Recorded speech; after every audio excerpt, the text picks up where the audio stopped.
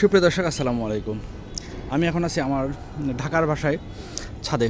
এখানে আমি আপনাকে দেখাবো আমাদের ছাদ বাগান।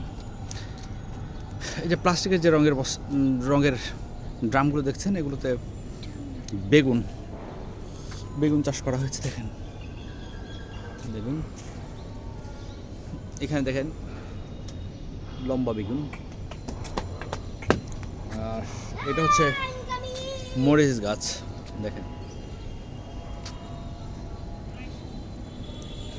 আর এগুলো হচ্ছে তুলসী পাতা, সব তুলসী গাছের উপকারিতা আপনারা কম বেশি সবাই জানেন, অনেকে জানেন। আবু না না না, তোমার দাদু বকে দেখেন, এখানে অনেকগুলো তুলসী গাছ আছে।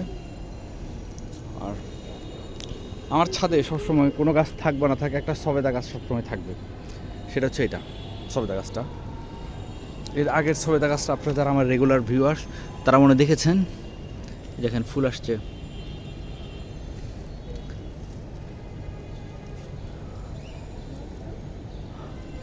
এটা 12 মাসি সবেদা গাছ। এটার মধ্যে সবসময় ফুল এবং ফল থাকে। কিছু ফল পাকতে থাকে, কিছু ফল একটু ছোট থাকে, আর কিছু ফল একদম গুটি গুটি থাকে, কিছু ফুল থাকে, ব্যবস্থা আর কি। তো এইটা এই দ্বিতীয়বার, প্রথমবারের ফুলগুলো আমরা ছিঁড়ে ফেলে দিছি।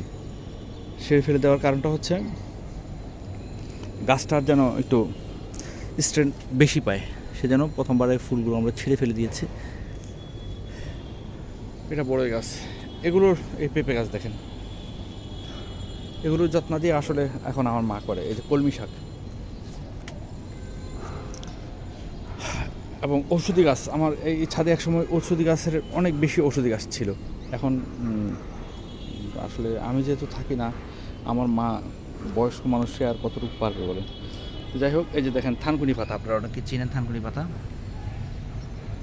যাতে জন্ডিস সমস্যা, তারা এই থানকুনি পাতার রস, শিকড়ের রস, ডাঁটার রস, এগুলো মিক্স করে হাফ গ্লাস যদি খেতে পারেন, তাহলে তার আর থাকবে না। এই দেখেন, এটা হচ্ছে কলা। এই যে এগুলো সব থানকুনি পাতা।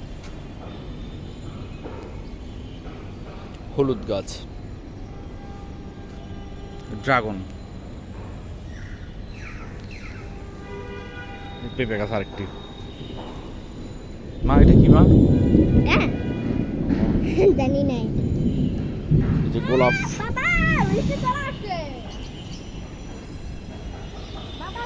জবা, টমেটো। এটা একটা বেড করে নিয়েছে। এই হচ্ছে, এবং এখানে আকাশে বজ্রপাত, এখন বৃষ্টি আসবে। চলো চলো চলো চলো দিকে।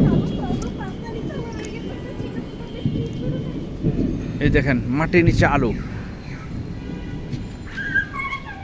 কাঁকরোল, পুদিনা পাতা। আর এটা হচ্ছে ফুল, মাটির নিচের আলু দেখেন। আর আমি আজ থেকে 3 বছর আগে পানের চারা লাগিয়েছিলাম। এখান থেকে একটা চারা থেকে আমার প্রায় 6-7টা চারা হয়েছে। এবার প্রচণ্ড গরমে আমার অনেকগুলো চারা মারা গেছে।